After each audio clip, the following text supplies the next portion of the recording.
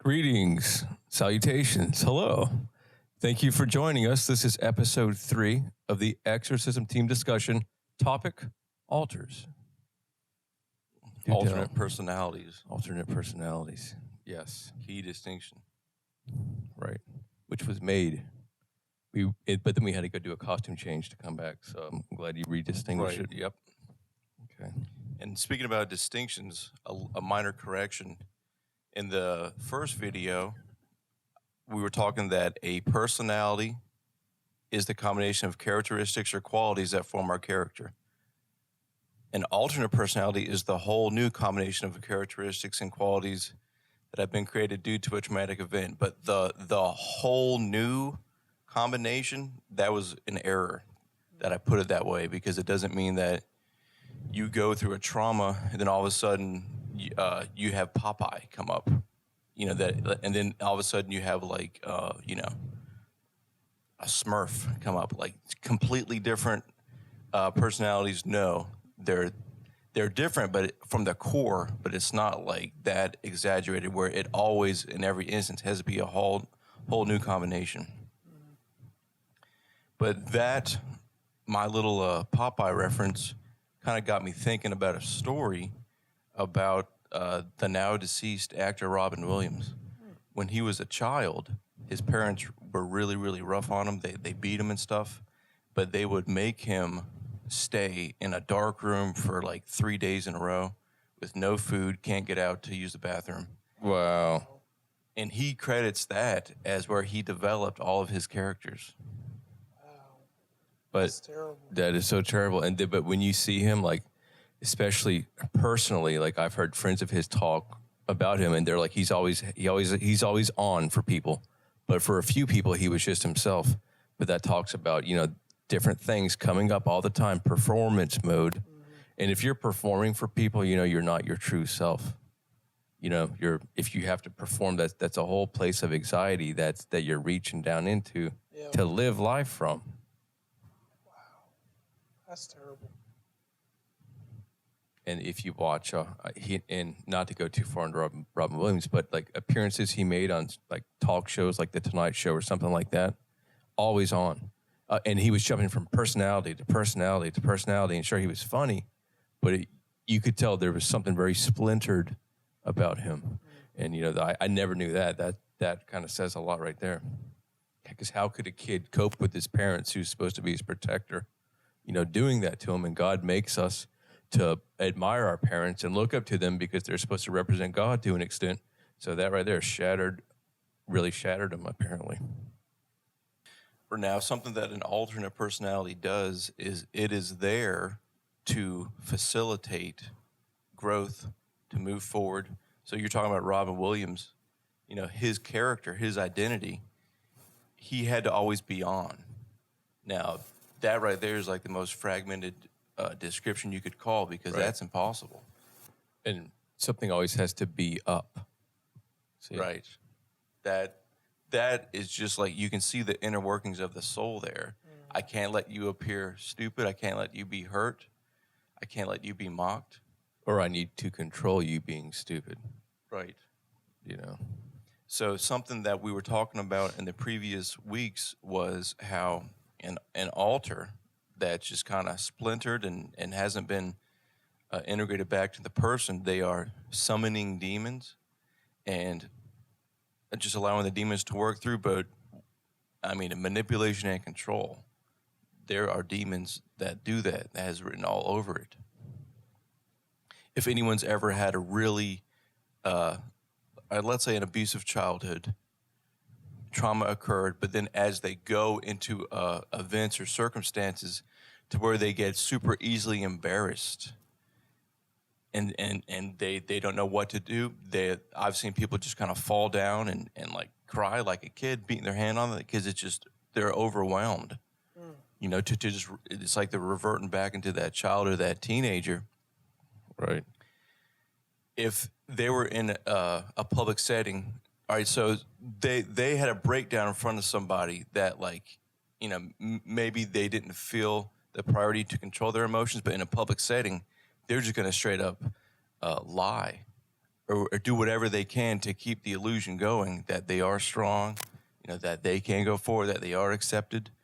That was just the kind of like behind the scenes inner workings about just philosophically what the person's doing.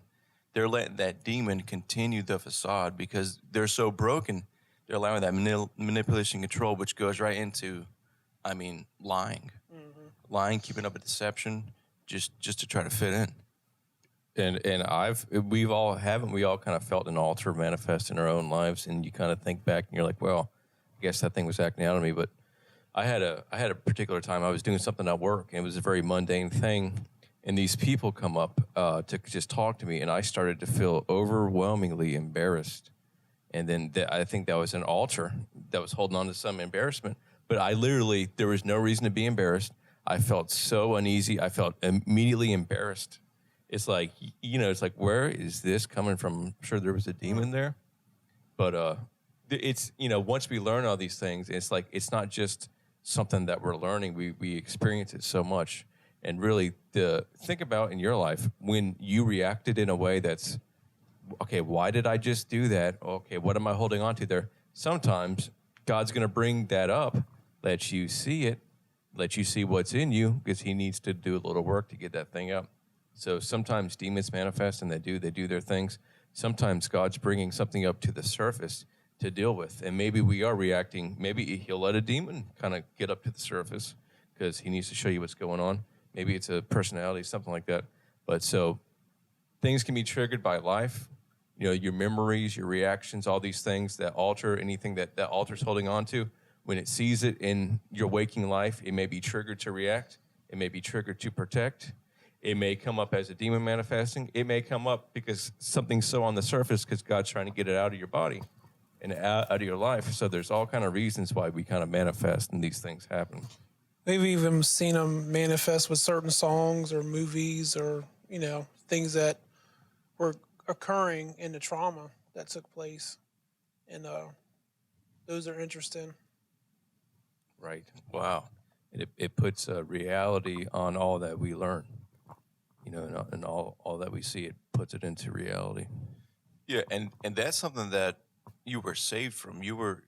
Jesus died, and he destroyed the dividing wall that separated you from entering into your inheritance in heaven.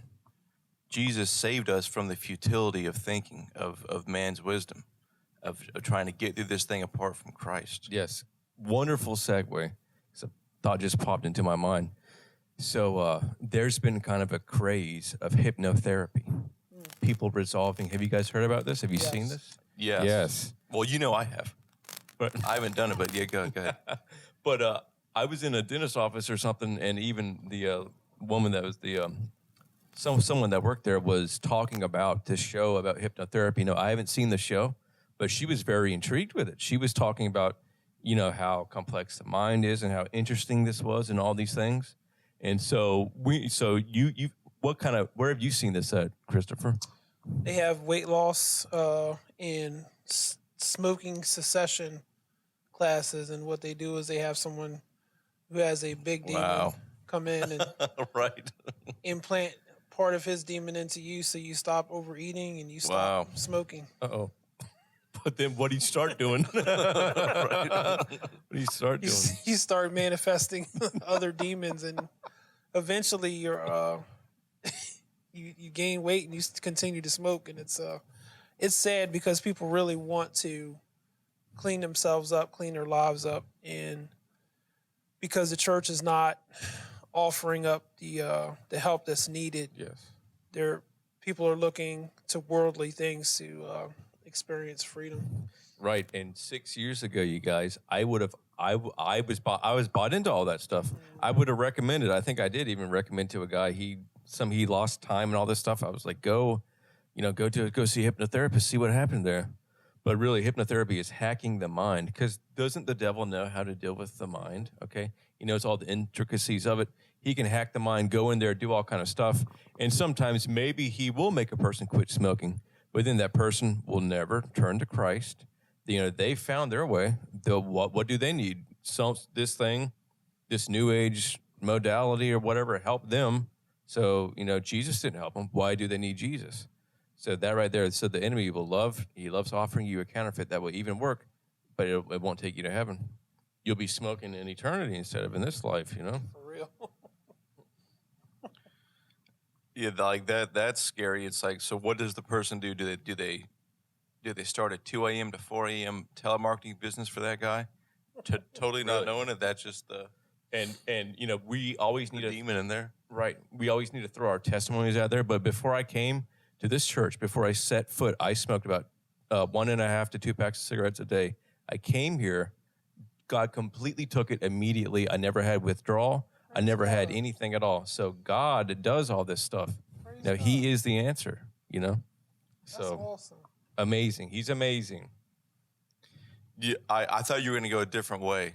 Like Sorry. that. No, that's awesome. But I thought you were going to talk about the manipulation control of the New Age, because there is, I don't know if anybody's ever heard, I'm just going to reference it. There was a teaching in a book called The Wave Material, and in this book it was channelings, but a portion of the book, it's talking about how these demons that the lady was channeling, it led her to start to perform regressive hypnotherapy on people. And what's crazy was she would probe into the person, and then every time that a trauma was confronted, that was a deep trauma, the thing would come up in a person, and it would say, access denied. And that was like the book took a turn to where it's like, wow, this is some like Stargate, access denied, which that's a demon. That is a demon. And you're never going to get through that thing without Christ. That's right. That, like, if those people, if you've ever read that book and you could see the limitations that there are to hypnotherapy, I mean, that's just totally plain in the mind. Right. We need to get Brett on a mic and let him tell you about the movie Inception. But you can't. Okay, we'll try to get him on the phone next time. Right. But totally playing with the mind, playing with the soul, with Man. the aid of demons, thinking you're really philosophical and making progress. Yes. And it Total wows. deception. I'm sorry. But it wows people. It wows people. And aren't people hungry, you guys, for the supernatural? Mm-hmm. I mean, they are ready for it, and they're so wowed by it. And not getting too deep, but God has the true supernatural, you guys.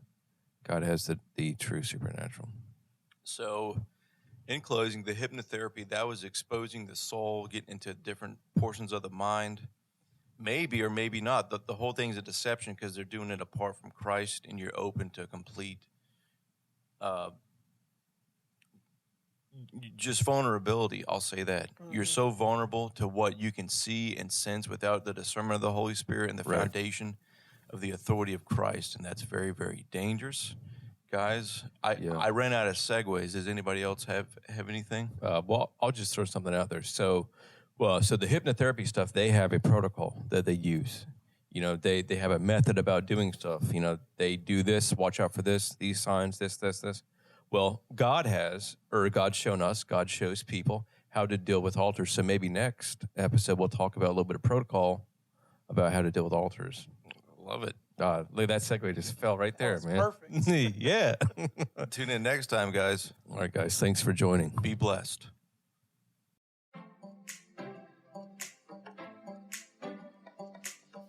Thank you guys for joining us. If you have any questions about the topics that we discussed, you can email us at exorcisms@lighthousechurchinc.org. Also, we encourage you to check out our YouTube, our Facebook, and our LinkedIn. And for everyone that watched and really got something, please share your passion for exorcism. Encourage the body of Christ to watch these videos, share these videos, and we'll see you next time.